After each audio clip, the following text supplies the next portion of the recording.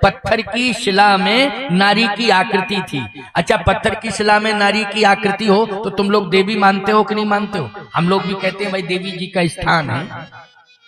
तो कहा ये देवी जी हैं। कौन देवी हैं? ये देवी जी तो कम से कम हैं, इसलिए आश्रम में देवता देवी होना चाहिए, देवी देवता तो देवी हैं। कहा ये देवी हैं अहिल्या देवी, गौतम ऋषि की पत्नी, ये पत्थर की हो गई। अच्छा, क्यों? गौतम नारी श्राप बस उपल देहि धर धीर,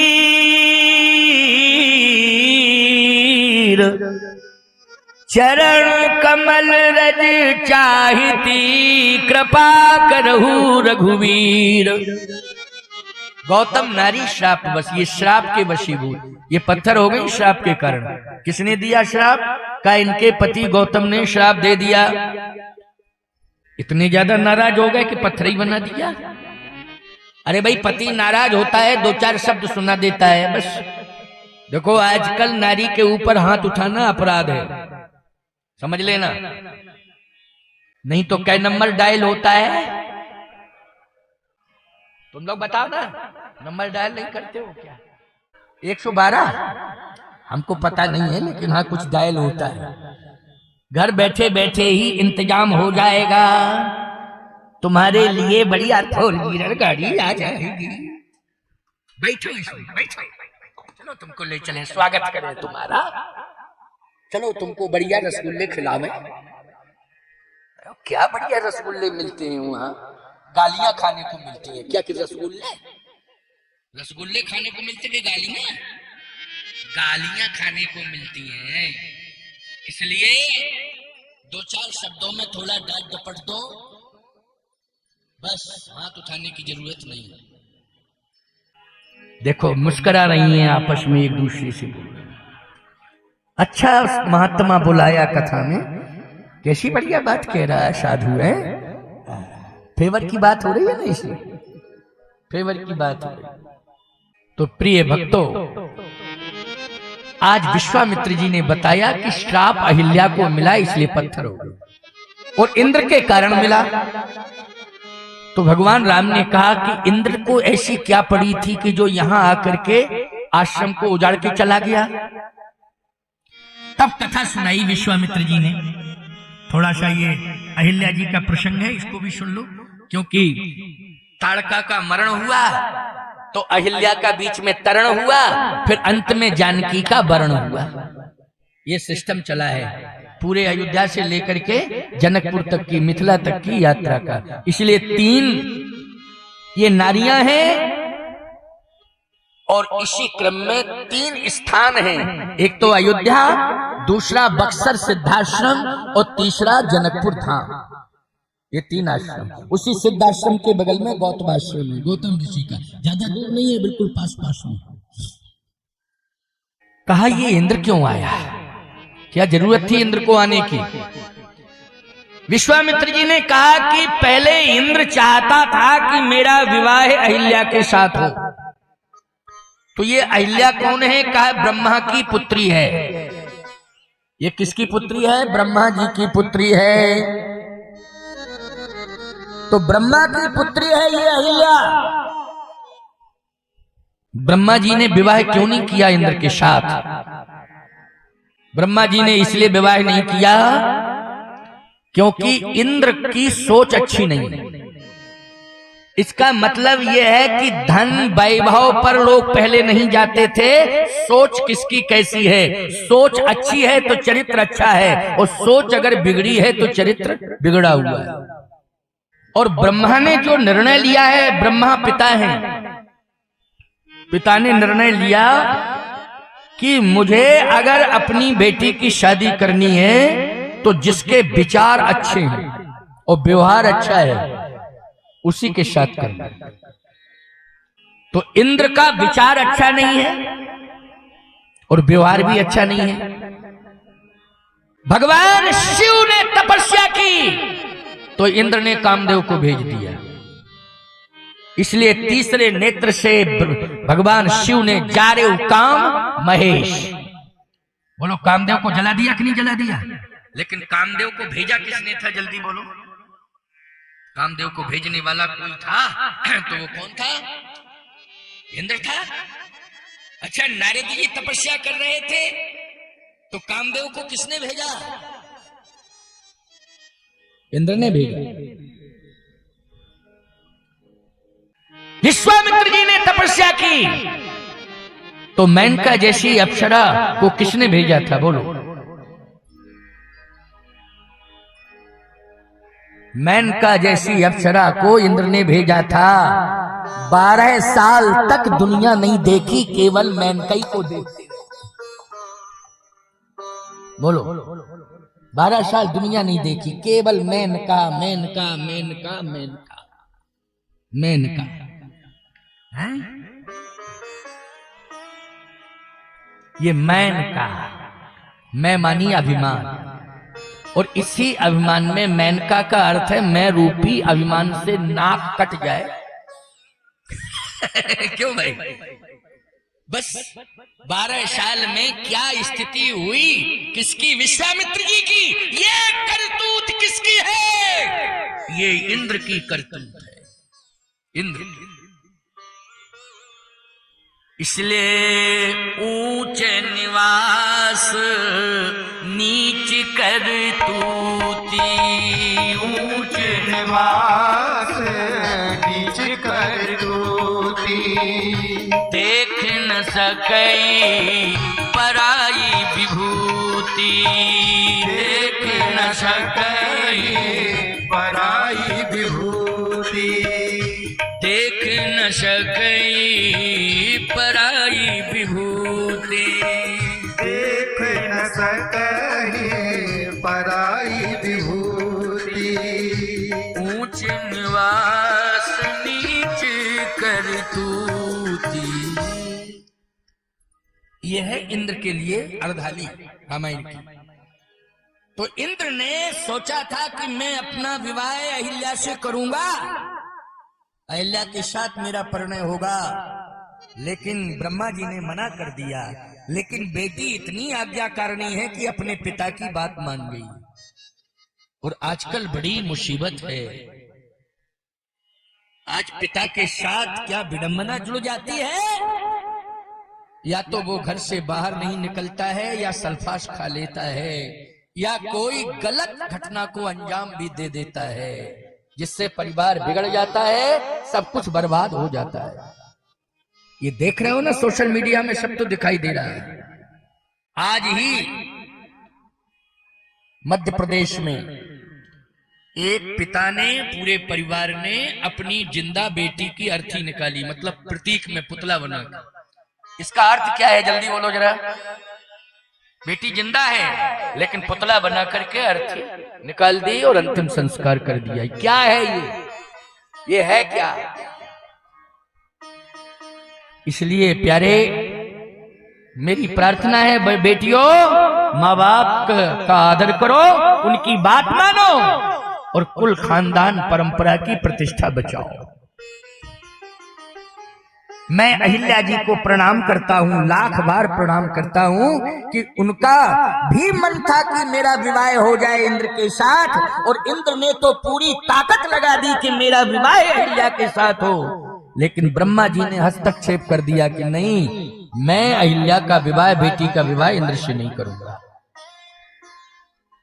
मैं तो किसी चरित्रवान, सिद्ध, प्रसिद्ध और योगी, परम योगी के साथ करूंगा। इसलिए हम सब ऋषियों की संतान बैठे हैं। बोलो, किसकी संतान है? हम सब ऋषियों की संतान है। किसी न किसी ऋषि के नाम से गोत्र है कि नहीं? ऋषियों की संतान है। पहले ये होता था कि जहां पर भजन ज्यादा होता था, पूजन ज्यादा होता था, चरित्र और योग प्रयोग होते थे, वहां पर ही जो है बड़े बड़े राजा अपनी बेटियों का विवाह करते थे। सामान्य की बात छोड़ो, समझ रहे हो कि नहीं? पहले ये देखा जाता था, और आज सबसे पहले देखा जाता है धन। धन देखा जाता है। अहिल्या जी का विवाह गौतम ऋषि के साथ हो गया। बहुत अच्छे संत गौतम ऋषि। लेकिन इंद्र के दिमाग में प्रतिशोध आ गया कि मैं बदला लूंगा। और ब्रह्मा की भी बदनामी करूंगा और गौतम ऋषि को तो पूरी तरह बर्बाद ही कर दूंगा। बस उसने अपने दिमाग में ये बात भर ली और पूरी ताकत, जंत्र मंत्र तंत्र छल छद्म सारी ताकत लगा दी और चंद्रमा सहयोगी बन गया, बना लिया। क्या करें, चंद्रमा को सहयोगी बना लिया अपना। और प्यारे गौतम ऋषि को भ्रमित कर दिया। गंगा स्नान ब्रह्म बेला में करते थे गौतम ऋषि, लेकिन आज अर्धरात्रि को ही निकल पड़े। और इधर इंद्र ने अहिल्या के साथ छल किया। गौतम ऋषि जैसे पहुंचे तो गंगा जी बोल पड़ी, महात्मा क्या हो गया आज? अभी तो स्नान का समय नहीं है और तुम स्नान करने आ गए हो। ये भूल है तुम्हारी, तुम्हारे आश्रम में बहुत बड़ा छल हो रहा है। गौतम ऋषि भागे भागे आए तो देखा इंद्र जो है खड़ा हुआ है। बस आंखें लाल हो गई, शाप दे डाला, तू सहस्त्र योनिज हो जा।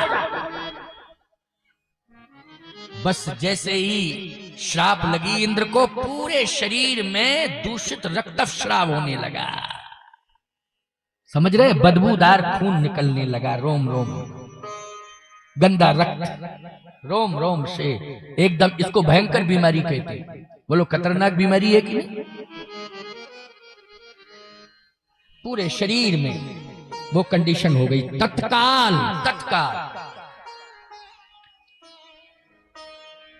अहिल्या की ओर देखा, कहा तू ब्रह्मा की पुत्री है, ब्रह्मा बुद्धि का देवता है, तू उसी बुद्धि से पैदा हुई, लेकिन तेरी बुद्धि में पत्थर पड़ गया था, इसलिए मैं तुझे श्राप देता हूं, तू पत्थर की हो जा।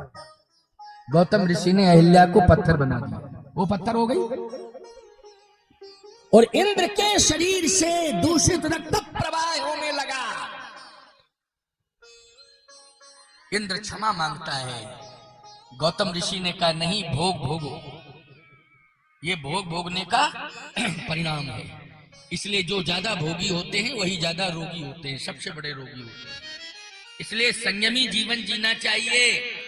संयमित जीवन जो जीते हैं उनकी रोग प्रतिरोधक क्षमता बढ़ जाती है, उनमें आभा तेज आ जाता है, उनका व्यक्तित्व भी बहुत प्रभावशाली होता है।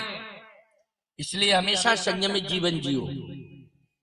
असंयमित जीवन जीने से शरीर में अनेक प्रकार की बीमारियां आ जाती हैं। इंद्र प्रभावित हो गया। ऐसा सुंदर शरीर था, बहुत सुंदर है इंद्र तो, लेकिन आज पूरे शरीर से दूषित रक्त निकलने लगा, रोम रोम से सहस्त्र योनिज हो गया। इसने सोचा कि चलो हमारे पास तो अश्विनी कुमार जैसा वैद्य है, ये बाबा ने श्राप दे दिया, दे दे, बीमारी आई, अभी मैं जाऊंगा अश्विनी कुमार से कहूंगा मेरा इलाज कर, अश्विनी कुमार ऐसा वैद्य है कि रोग मुक्त हो जाऊंगा। चला गया वापस। गौतम ऋषि ने आश्रम छोड़ दिया। अहिल्या पत्थर की बनी पड़ी है। जैसे इंद्र पहुंचा, अश्विनी कुमार को बुलाया, कहा मेरा इलाज करो। अश्विनी कुमार ने कहा इस बीमारी का कोई इलाज नहीं, कोई औषधि नहीं, कोई इलाज नहीं। इंद्र ने कहा अच्छा, कहा इतनी बदबू आवे कि अश्विनी कुमार ही भागा भागा फिरे,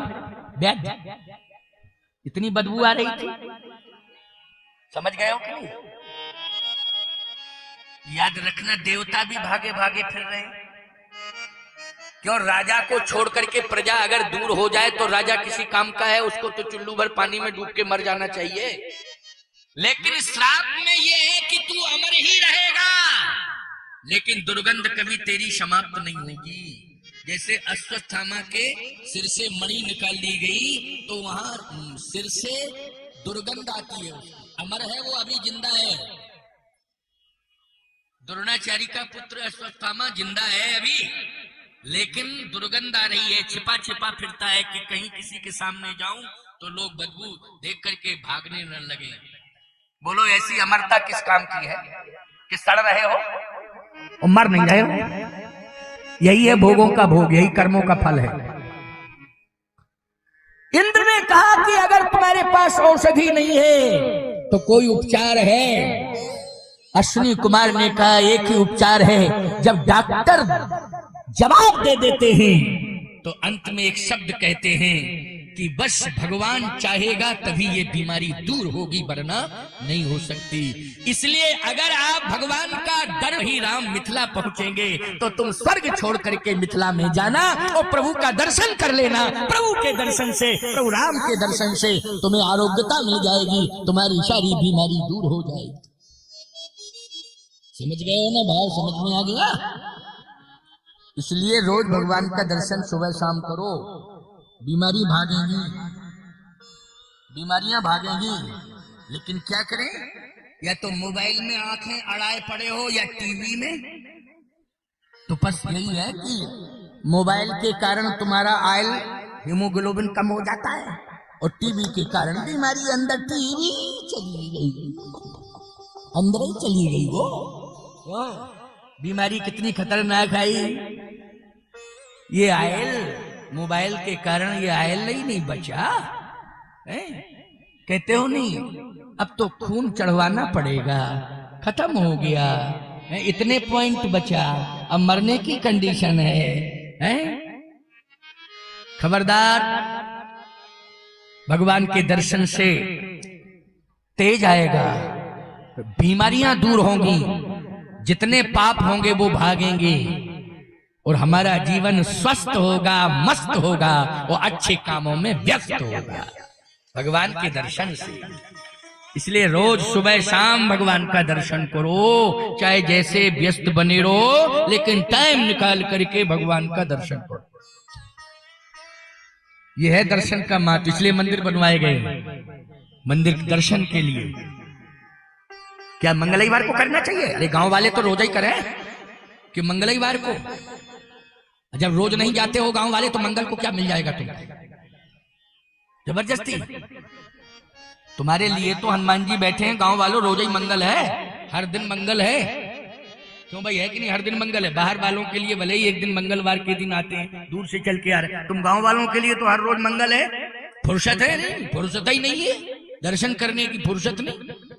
इसलिए टाइम निकालो, रोज सुबह शाम हनुमान जी का दर्शन कर लिया करो, सारी बीमारियां दूर हो जाएंगी। नासै रोग, नासै रोग,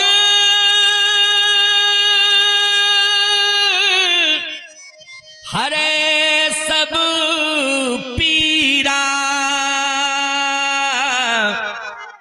जपत निरंतर हनुमत वीरा, संकट ते हनुमान छुड़ावे, मन क्रम वचन ध्यान जो लावे। मन क्रम वचन ध्यान का मतलब यही है कि नित्य ही मन वचन कर्म से समर्पित हो जाओ तो सारी बीमारियां चली जाएंगी, कोई बीमारियां, कोई व्याधि नहीं रहेगी। अश्विनी कुमार ने कहा राम जी के दर्शन से आपकी बीमारी दूर होगी, मेरी औषधि से नहीं। तो इंद्र इंतजार कर रहा है कि कब मिथिला में राम जी पहुंचे और कब हम दर्शन करने जावें। उसके मन में ये लालसा लगी है। इधर अहिल्या पत्थर की है। तो विश्वामित्र जी ने कहा कि रामभद्र जी एक काम करो, थोड़ा इसका उद्धार कर दो, इसके बाद आगे बढ़ा जाए। तो उद्धार कैसे होगा? विश्वामित्र जी ने कहा चरण कमल से। इसलिए चरण कमल रख दीजिए। भगवान ने कहा कि ये ऋषि पत्नी है, हम तो ऋषियों का आदर करते हैं, अब हम चरण रखें तो ये तो अच्छी बात नहीं होगी। लक्ष्मण जी बोले उद्धार के लिए चरण जरूरी थोड़ी है। ताड़का जैसी राक्षसी को देखा तो उद्धार हो गया उसका। दीन जानते निजपद दीना। अभी अभी चमत्कार हुआ है कि मेरे भैया ने ताड़का को देखा है और ताड़का ने भैया को देखा है, तो चमत्कार हो गया। दीन जानते निजपद दीना। तो भैया घंटा भर से खड़े हैं, उद्धार होना होता तो होना जाता, और चरण रखने से ही उद्धार होगा। विश्वामित्र जी ने कहा तुम मर्म नहीं जानते हो, बीमारी कौन सी है, हर दवा हर बीमारी में काम नहीं आती है, अलग अलग दवाएं होती हैं। क्यों भाई, दवाएं अलग अलग होती है ना, कैंसर की दवा अलग है, टीबी की दवा अलग है, बुखार की दवा अलग है, सर्दी जुकाम की दवा अलग है, बोलो भाई, गैस आदि की प्रॉब्लम हो जाए दवा अलग है, हो हार्ट पेशेंट गैस की दवा खाते फिर रहे हो, इसी चक्कर में तमाम लोग मर गए, गैस का दर्द गैस का दर्द गैस का दर्द, गैस की दवा होती रही लेकिन वो हार्ट ब्लॉकेज था, प्रभावित हो गया व्यक्ति कि नहीं हो गया। इसलिए हर रोग की दवा अलग अलग है। ताड़का की बीमारी जो थी उससे प्रभु ने उस बीमारी का उपचार उस ढंग से कर दिया, दृष्टिपात करने से ही उसकी बीमारी दूर हो गई, उसका विकार दूर हो गया, उसके पाप नष्ट हो गए और वो परम पद को चली गई। लेकिन अहिल्या की बीमारी दूसरी है। क्या बीमारी है? कहे अहिल्या में रज दोष आ गया। कौन सी बीमारी बताई गई? रज दोष। तो रज की दवा, रज दोष की दवा रज से ही होगी। किससे होगी? रज से। लक्ष्मण जी बोले भैया ये रज दोष क्या होता है? बोले तुम बच्चे हो, तुम नहीं जानते, तो चुप रहो। तुम बच्चे हो, तुम नहीं जानते हो रज दोष क्या होता है, तुम चुप रहो। लक्ष्मण जी ने कहा फिर भी कुछ इशारा तो करो, कुछ तो बताओ, नहीं हम समझ ही नहीं पाएंगे। विश्वामित्र जी ने कहा राम बच्चा है संबंध में, लेकिन तुम्हारी उम्र के बराबर है। तुम 15 साल के, वो भी 15 साल का, जन्म एक संग सब भाई। क्यों भाई, एक ही साथ जन्म हुआ तो उम्र तो बराबर है, बस छोटे बड़े का अंतर है। तो छोटा भाई बच्चे के बराबर ही होता है, लेकिन उम्र तो एक ही दिन पैदा हुए हो, मिनटों का अंतर है। इसलिए बता दो, कोई दिक्कत नहीं। भगवान राम ने कहा कि गुरुदेव बताएंगे, हम भी समझ लें इसका अर्थ, तुम भी समझ लो। यही है मर्यादा पुरुषोत्तम राम। बोलो, इसी को कहते हैं मर्यादा पुरुषोत्तम राम। भगवान राम ने कहा मैं अपनी वाणी से नहीं, अब गुरुदेव जब हो तो गुरुदेव समझाएंगे, गुरुदेव का ज्ञान मिलेगा हमें और तुम्हें। लक्ष्मण जी ने कहा आप बताओ ये रज दोष क्या है? विश्वामित्र जी ने कहा कि अहिल्या काम रज से प्रभावित थी। कौन सी रज? काम रज। इसलिए उपचार भी रज से होना चाहिए। लक्ष्मण जी ने कहा कि जब काम रज से प्रभावित है तो फिर रज क्या उपचार करेगी? जब रजई से प्रभावित हो तो रज क्या उपचार करे? जैसे मान लो करंट है खंभे में, आपने पकड़ लिया, झटका दे दिया, गिर पड़े, बेहोश हो गए। अब डॉक्टर आवे इलाज करने, इलाज से वो ठीक ना हो तो कोई व्यक्ति करे कि ये डॉक्टर ठीक नहीं कर पाएगा, जिस खंभे से झटका लगा है उसी को पकड़वा दोबारा। क्यों भाई, अब दोबारा पकड़े वो तो मरा ही ना जाएगा। एक बार तो झटके में बच गया, लेकिन दोबारा फिर उसी खंभे को पकड़वा दो तो निश्चित है कि प्राण ही चले जाएंगे। विश्वामित्र जी ने कहा अंतर है। अहिल्या का जो पतन हुआ है वो काम रज से हुआ है। लक्ष्मण अहिल्या का उद्धार राम रज से होगा। राम रज मिल जाएगी तो उद्धार हो जाएगा। रज रज में अंतर है, काम रज और राम रज। इसलिए गौतम नारी शाप वश उपल देहि धर धीर, चरण कमल रज चाहती कृपा करहु रघुवीर। बस भगवान ने वही चरण के साथ रज भी डाल दी। परसत पद पावन शोक न सावन, प्रगट भई तब पुंज सही, देखत रघुनायक जन सुखदायक, सन्मुख हुए कर जोर रही, अति प्रेम अधीरा पुलक शरीरा, मुख नहीं आवे वचन कही, अतिशय बड़ भागी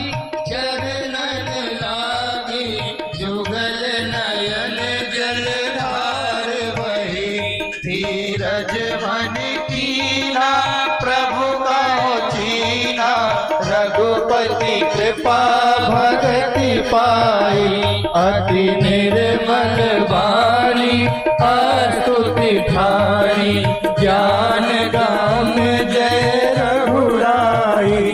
मैं नारी पावन प्रभु जग पावन, रावण रिपुजन सुखदाई।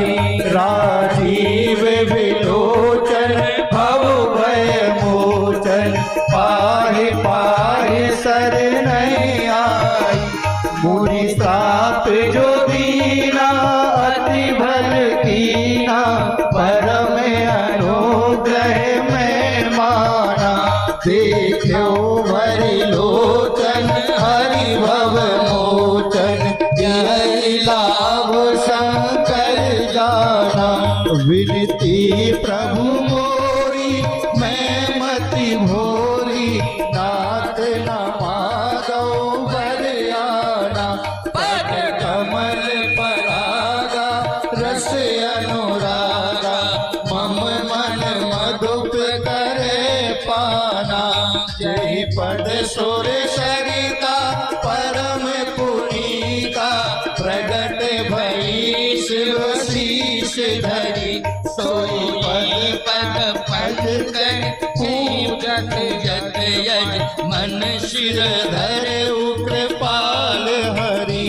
एहि भांति सिधारी गौतम नारी, बार बार हरि चरण परी। जो अति मन भावा सो वर पावा, जय पति लोक आनंद भरी। गई पति लोक आनंद भरी। अहिल्या का उद्धार हो गया। इसमें एक भाव छोटा सा और कह दूं कि हमारे यहां पति के प्रति कितनी बड़ी निष्ठा पत्नी की होती है। मैंने पहले भी इस बात को कहा, अभी दोहरा रहा हूं कि चाहे कोई मुनि हो, चाहे कोई ऋषि हो, चाहे कोई ज्ञानी हो, चाहे कोई विज्ञानी हो, ये गुण दोष से प्रभावित होता ही है शरीर। लेकिन दोषों को दूर करना, अगर ये भाव हमारे अंदर आ जाए तो प्रायश्चित हो जाता है और हमारे दोष दूर हो जाते हैं। हम परमात्मा के कृपा पात्र बन जाते हैं। ये बात है। इसलिए दोष आ गए हैं तो ये नहीं सोचना चाहिए आ गए तो अब आते ही नहीं और आवे। नहीं नहीं, आ गए हैं, इनको भगाना है और ये प्रयास करना है कि दोबारा ये दोष आने ना पावे। समझ गए हो कि नहीं? ये भाव होना चाहिए। अहिल्या के अंदर यही भाव कि गलती हो गई, लेकिन अब मैं गलती को दोहराऊंगी नहीं। तो भगवान ने स्वीकार कर लिया। भगवान ने कहा चलो कोई बात नहीं है, मैं स्वीकार करता हूं और उद्धार भी करता हूं तेरा। इसलिए भगवान ने चरण रखा तो प्रकट हो गई, प्रार्थना करने लगी। अश्रु प्रपात हो रहा है। भगवान ने कहा अब मांगो वरदान। तो यही कहती है कि जो मेरा पति मुझसे दूर हो गया, वह पति के पास में चली जाऊं और वो मुझे स्वीकार कर ले। इसका मतलब यह है कि श्राप देकर के गए हैं गौतम ऋषि, पत्थर की हो जाओ। प्रतिशोध नहीं आया, पति के प्रति क्रोध नहीं आया, क्रोध नहीं आया। यही कहा कि गलती थी मेरी, लेकिन प्रभु ने कृपा कर दी। और मेरा पति अगर मुझे श्राप देकर के चला गया तो आज मैं समझ पाई हूं कि वो श्राप नहीं था, वो वरदान था, भगवान से मिलाने वाला वरदान था। जिसे हम श्राप समझ नहीं थी, वो दुनिया के लोग समझ रहे थे, वो श्राप नहीं था, भगवान से मिलाने वाला वरदान था। वो वरदान देकर के गया मेरा पति कि भगवान मिलेंगे मिलेंगे मिलेंगे। अच्छा, सोच नकारात्मक होनी चाहिए कि सकारात्मक होनी चाहिए? सोच सकारात्मक होनी चाहिए।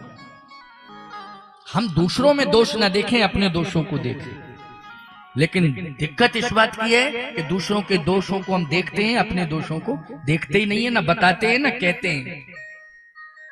नहीं नहीं, नहीं। सोच दूसरों के प्रति अच्छी बना करके चलो। वो क्या कर रहा है क्या नहीं कर रहा है, ईश्वर के हाथ में है डिसीजन। अपने आप ही कर्म उसका डिसीजन ला देगा। लेकिन हमारी सोच सिए राम में सब जग जानी, करूं प्रणाम जोर जुग पानी, जड़ चेतन जग जीव जत सकल राम में जान, बंदो सबके पद कमल सदा जोर जुग पान। लेकिन काहू न को सुख दुख कर दाता, निज कृत कर्म भोग सब भ्राता, कर्म प्रधान विश्व करी राखा, जो जस करे सो तस फल चाखा, कर्मण्ये वाधिकारस्ते मां फलेषु कदाचन। इसलिए ये परमात्मा के अधीन है कर्मों का फल देना। हम सबको तो सकारात्मक सोच रखनी है। अब अहिल्या ने कहा कि वरदान दिया है मेरे पति ने, अगर मेरा पति मुझे वरदान न दिया होता तो भगवान का दर्शन नहीं होता। हे प्रभु, ऐसे पति से मैं वंचित हो रही हूं। नहीं नहीं, अब कुछ भी नहीं चाहिए, पति के पास भेज दो। भगवान बोले किस पति के पास भेजूं, लेकिन तेरे साथ किसको भेजूं? क्योंकि पति जहां रहता है तू जानती है रास्ता वो। अहिल्या जी ने कहा कि आप किसी को भेजते नहीं हैं, आपकी कृपा सब जगह पहुंचा देती है। क्यों? अच्छा एक बात बताओ, हम चित्रकूट से यहाँ आए तो कांतानाथ जी हमारे साथ आए कि उनकी कृपा आई हमारे साथ? उनकी कृपा आई। बोलो आई कि नहीं? हनुमान जी को प्रणाम करके जाएंगे तो बोलो हनुमान जी हमारे साथ चले जाएंगे कि उनकी कृपा जाएगी हमारे साथ? कृपा जाएगी, बस यही जाती, कृपा ही जाती है। तो हे प्रभु, आप कृपा कर दे तो वो कृपा ही भेज देगी। तो कृपा के रूप में प्रतीक क्या होगा? कहा प्रभु आपके चरण रज में बड़ी ताकत है। अहिल्या ने क्या कहा? चरण रज में बड़ी ताकत है। चरण से ज्यादा पावर है चरण रज में। इसलिए गुरुदेव आते हैं तो श्री गुरु चरण सरोज रज, गुरु जी के चरण धोते हो, महात्माओं के चरण धोते हो, क्योंकि उनमें रज है। क्या है? रज है। रज में ज्यादा पावर है। किसमें पावर है? रज में। डॉक्टर के हाथ में पावर है कि हाथ से दी हुई दवा में पावर है? जल्दी बोलो। और डॉक्टर हाथ पकड़ा रहे हो क्या बीमारी ठीक हो जाएगी, हो जाएगी, हो जाएगी, हो जाएगी? नहीं। इसलिए दूसरा डॉक्टर हो सकता है भगवान। भगवान बन सकता है डॉक्टर, लेकिन दूसरा भगवान। पहला तो वही है कि कृपा दृष्टि कर दे तो उद्धार हो जाए, हाथ पकड़ ले तो उद्धार हो जाए, वाणी से बोल दे तो उद्धार हो जाए, कल्याण हो जाए। इसलिए एको ब्रह्म द्वितीयो नास्ति।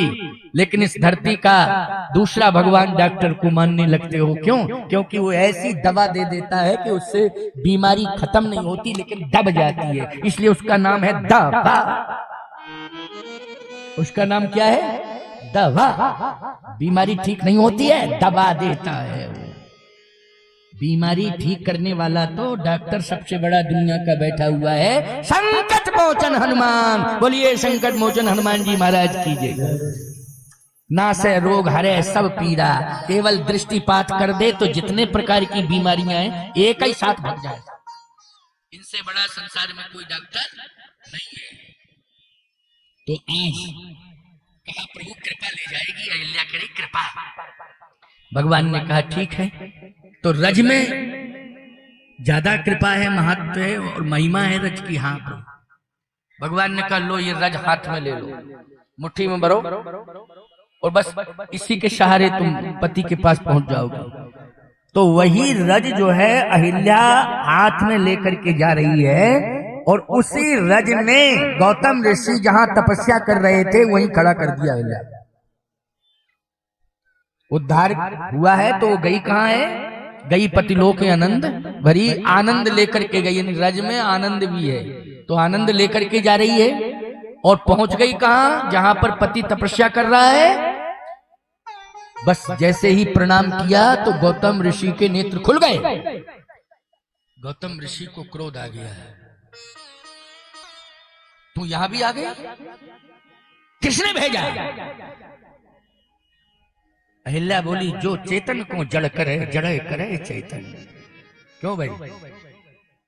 आपने तो पत्थर बनाया था, लेकिन पत्थर मानी जड़ और मैं चैतन्य हो गई, आपके सामने आ गई। तो उसी ने भेजा है जो चेतन को जड़ करे और जड़े करे चेतन आपने जड़ किया था तो पति भी भगवान होता है, और जगत पति ने चैतन्यता प्रदान कर दी है, इसलिए मैं आपके सामने आ गई। यानी भगवान ने ही जड़ बनाया, भगवान ने ही चैतन्य बना दिया। क्यों? पति क्या होता है? परमात्मा होता है। पति को क्या कहती हो? पति देव। सीता जी करें पति देवता, पति देवता शब्द का पति देव, पति देवता है। मेरा पति मेरा देवता है। क्या है? क्या है वो तुम लोग कहते हो? हमको तो याद ही नहीं है, हम तो ये सब जानते नहीं, लेकिन सुना था, अच्छा लगा। ये मेरा पति मेरा देवता है? देवता है वो। लेकिन अब तुम शर्म करती हो पति को देवता कहने में। क्यों? हमको लोग कहेंगे ये बिना पढ़ी लिखी नारी है, ये पति देवता कह रही है। हमको पढ़ा लिखा तब मानेंगे लोग जब हम कहें हस्बैंड। क्यों भाई? तब हमको कहेंगे लोग पढ़ी लिखी है, ये देखो हस्बैंड कह रही है। वाह। अच्छा एक बात बताओ, हस्बैंड का अर्थ बताओ क्या होता है? जो कोई काम ना करे और बैठा बैठा काम की कहो तो हंस दे, हंसता हुआ बैंड हस्बैंड। क्यों भाई? काम धाम कुछ करना नहीं, काम की कहो, वो है हस्बैंड। शर्म करो ऐसे पति से, और ऐसे पत्नियों को भी लज्जा आनी चाहिए। काम धाम करते नहीं है, दिन भर केवल दांत निकाले घूमते रहते हैं? और एक राक्षस ले लिया हाथ में, हालो हालो हालो हालो हालो। ये राक्षस है जो हाथ में दिन भर हला रहा है, हालो हालो हालो हालो। खबरदार, समय समय पर इसको प्रयोग में लाओ, समय समय पर इसको प्रयोग में लाओ। जिंदा रखने वाला भोजन होता है, लेकिन ज्यादा मात्रा में कर जाओगे तो प्राण ले लेगा तुम्हारे। इसलिए मात्रा पर ध्यान रखो। रखना चाहिए कि नहीं? भोजन में प्राण है, लेकिन ज्यादा उसको पा जाओगे तो प्राण भी ले लेगा। तो प्राण नहीं बचाएगा, प्राण लेगा तुम्हारे। इसलिए मोबाइल आवश्यकता की चीज है, उसको समय समय पर प्रयोग में लाइए। पागल मत बनिए उसके पीछे।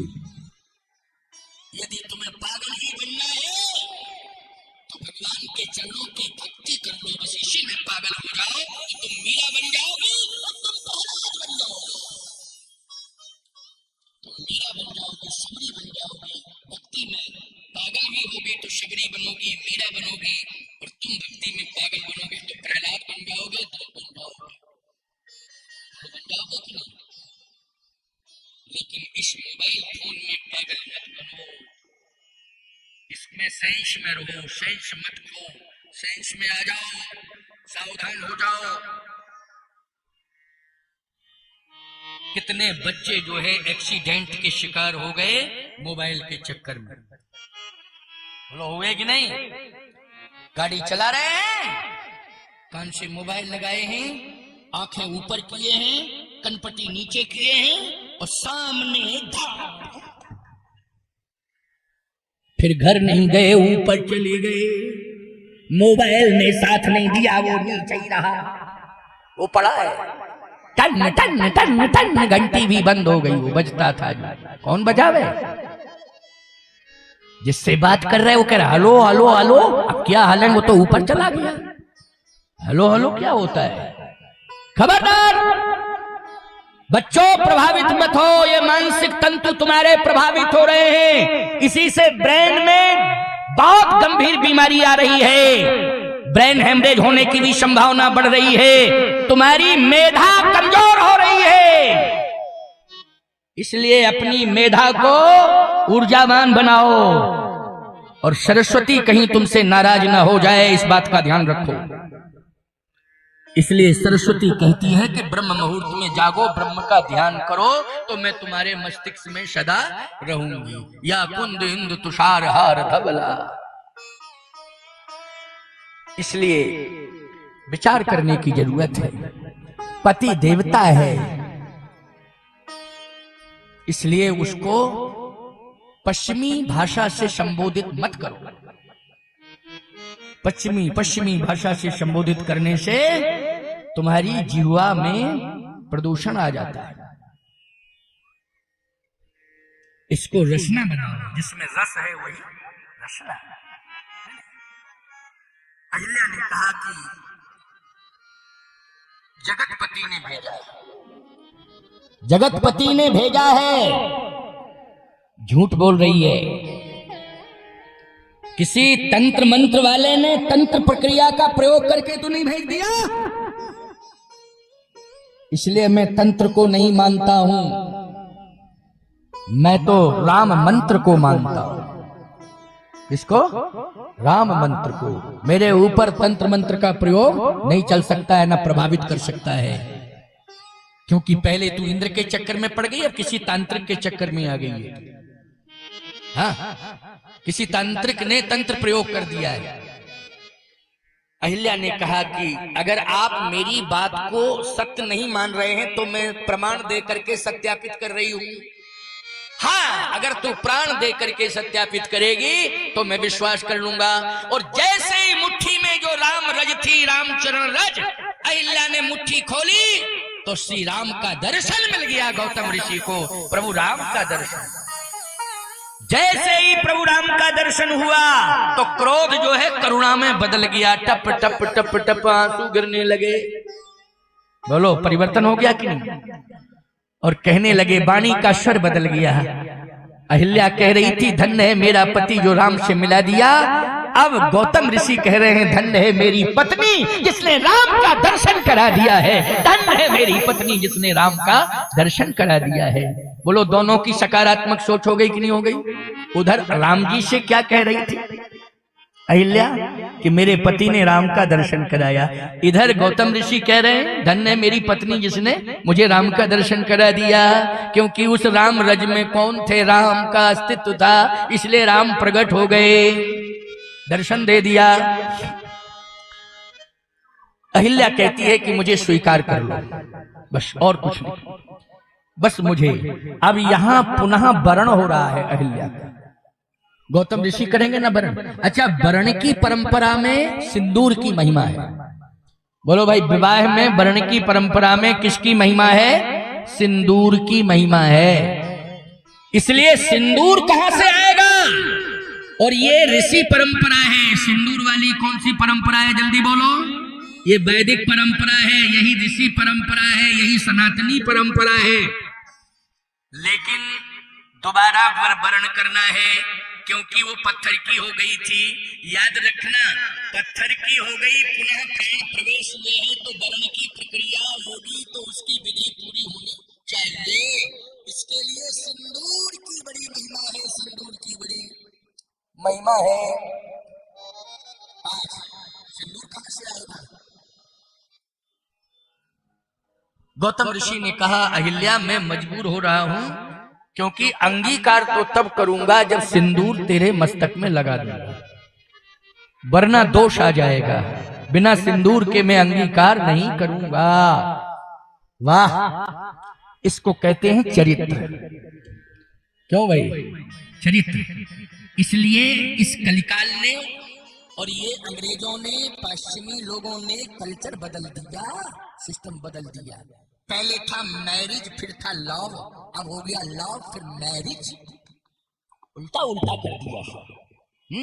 सारा सिस्टम बर्बाद कर दिया है पूरा। नहीं, मैरिज के बाद लव। परिवार से प्रेम नहीं करोगे तो किससे प्रेम करोगे? परिवार से प्रेम करना ये धर्म है। Family is the temple of love. परिवार प्रेम का मंदिर है। अपनी पत्नी से प्रेम ना करना पाप है, और पराई नारी से प्रेम करना पाप। अपनी नारी से प्रेम ना करना क्या है? पाप। पराई नारी से प्रेम करना पाप। अपनी नारी से प्रेम नहीं करोगे पाप लगेगा, दूसरों की नारियों से प्रेम करोगे पाप लगेगा। पर नारी पैनी छुरी मत कोई लावे अंग, और रावण के 10 सिर गए पर नारी के संग। बोलो भाई, रावण के 10 सिर गए पर नारी के शन। इसलिए एक नारी व्रती बनो और पहले हम परिणय में बंधे। इसके बाद मर्यादा है हमारी कि हम वंश वृद्धि के लिए आगे कदम बढ़ावें। तभी हम वंश वृद्धि में कदम बढ़ाएंगे आगे, तभी हम वंश चलाने की सोचेंगे। जब तक परिणय बंधन में नहीं बंधेंगे तब तक हमें मर्यादित रहना है। और परिणय बंधन के बाद पति पत्नी की मर्यादा को सुरक्षित करना है अंतिम श्वास तक। जब तक श्वासें चल रही अंतिम श्वास तक हमको निर्वाहन करना है। इसी को कहते हैं सीता और इसी को कहते हैं राम। समझ रहे हैं? जो हर युग में हर काल में मर्यादा पुरुषोत्तम बन के प्रकट हुआ हो, इसलिए सीता राम जैसी मर्यादा तो किसी में देखने को नहीं मिलती। तो आज अहिल्या जी ने कहा कि दर्शन तो मिल गया, लेकिन मुझे का सिंदूर कहां से आएगा। अहिल्या ने कहा कि शरीर का तत्व है, चरण का तत्व है, संपूर्ण अंगों का तत्व है, वही तो है चंदन। इसलिए शालिग्राम भगवान का चंदन जब उनको लगा देते हैं तो बाद में जो बचता है उसको हम लगाते हैं। परमात्मा का यही कृपा का स्वरूप है। बस अहिल्या ने कहा कि कहीं जाने की जरूरत नहीं है, यही चुटकी भर रज्म लेकर के हाथ में मेरे मस्तक में लगा दो।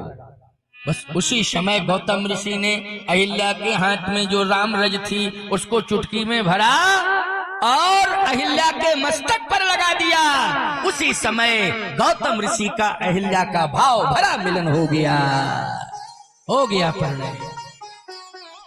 इसलिए जो बिगड़ गया था सब बन गया। अहिल्या का उद्धार हो गया, अहिल्या का तरण हो गया।